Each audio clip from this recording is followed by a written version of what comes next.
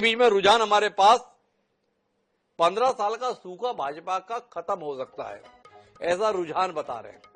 38% मतदाता कांग्रेस के पक्ष में, 4% अन्य के संदर्भ में और 58% भाजपा के पक्ष में।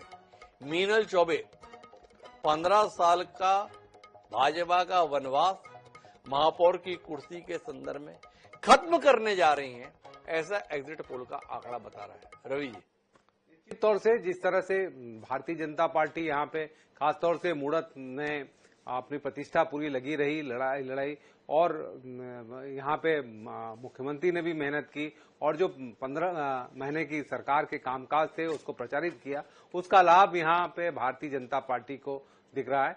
और लोकसभा में भी यहाँ भारतीय जनता पार्टी जीती, विधानसभा में भी 4 एमएलए हैं। तो निश्चित तौर से इस बार भारतीय जनता पार्टी ने कोशिश की कि जो 15 साल से यहाँ पे शहरी सरकार में उनकी सत्ता नहीं रही, इस बार वो किसी भी कीमत में आए और उसका फायदा दिखाई पड़ रहा है। और निश्चित तौर से लग रहा है कि मीनल इस बार भारतीय जनता पार्टी के उसमें थोड़ा सा सुकून देने वाला काम कर लेगी। तो कुल मिलाकर अगर हम अपने इस एग्जिट पोल के अंतिम बिंदु पर आपसे जानकारी साझा करें तो कुल मिलाकर भारतीय जनता पार्टी 2019 की पराजय का बदला लेने जा रही है। 2019 में भारतीय जनता पार्टी को सभी नगरीय निकाय क्षेत्रों में पराजय का सामना करना पड़ा था। वही भारतीय जनता पार्टी इस बार 8 नगरीय निकाय क्षेत्रों में तो एक तरफा जीत हासिल कर लेगी, ऐसा एग्जिट पोल बता रहे हैं।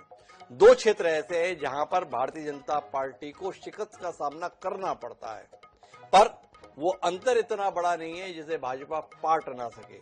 तो भाजपा 10-0 के आंकड़े को भी अगर प्राप्त कर जाए तो अचंभा नहीं, और कांग्रेस हद से हद अगर जीत हासिल करेगी तो 2 से ज्यादा की उम्मीद नहीं। जिन 2 क्षेत्रों के संदर्भ में कांग्रेस उम्मीद कर सकती है वो चिरमिरी और अंबिकापुर के रूप में, एक को आप महंत के क्षेत्र के रूप में देखिए, दूसरे को टीएस सिंहदेव के क्षेत्र के रूप में देखिए। लेकिन कुल मिलाकर भूपेश बघेल के प्रभाव के इलाकों में कांग्रेस को लेकर कोई उम्मीद एग्जिट पोल में नहीं जागी। लेकिन विष्णुदेव साय और किरण देव और चाहे तो डॉक्टर रमन सिंह, तीनों आज निश्चिंता के साथ नींद ले सकते हैं क्योंकि उनके प्रभाव के क्षेत्रों में भारतीय जनता पार्टी प्रचंड बहुमत के साथ जीतने जा रही है। विष्णुदेव साय इसलिए कि उनके नेतृत्व में भाजपा 8 नगरीय निकाय क्षेत्र में तो जीतने जा रही है, हो सकता है वो आंकड़ा 9 या 10 भी हो सकता है। किरण देव संगठन अध्यक्ष हैं, अगर ये जीत भाजपा को मिलती है तो तय बात है कि इसका सेहरा उनके हिस्से में भी आएगा।